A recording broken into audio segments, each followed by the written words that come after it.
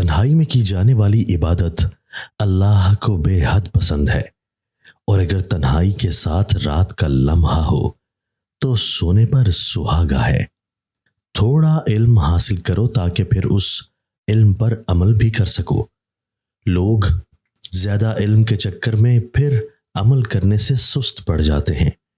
علم حاصل کیا جائے اور عمل نہ کیا جائے تو بہتر بندہ جاہل رہے۔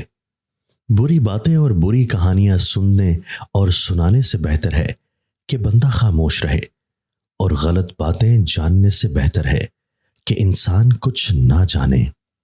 جیسا تم چاہتے ہو کہ اللہ تمہارے لیے کیا رویہ اختیار کرے تو تم آج ہی ایسے کام کرنا شروع کر دو جسے اللہ وہی رویہ اختیار کرے جو تم چاہتے ہو۔ اصل علم وہ ہے جس کے پھیلانے سے لوگوں سے داد اور دعا وصول کرنے کی امید نہ رکھی جائے۔ علم دولت سے 1000 گنا بہتر ہے، کیونکہ دولت ایک فرعون اور نمرود کی طرح ہے جو خود کو خدا تصور کرتی ہے، جبکہ علم تو پیغمبروں اور ولیوں کو دیا جاتا ہے۔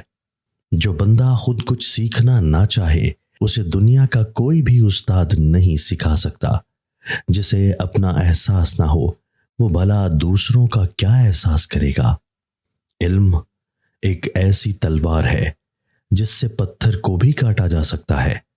اگر علم کو صحیح طریقے سے حاصل کیا جائے تو یہ تلوار دنیا میں بھی سرخرو کر سکتی ہے اور آخرت میں بھی۔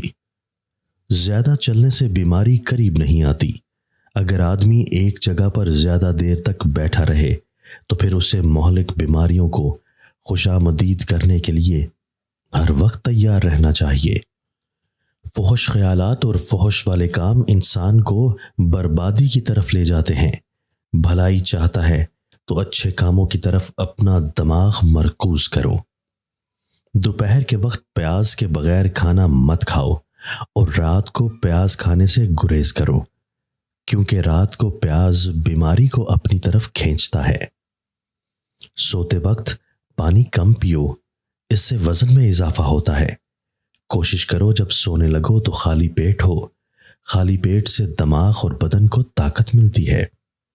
کان کے پیچھے اور پاؤں کی تلی پر بال نکل آئیں تو سمجھ جائیے تمہاری موت قریب ہے۔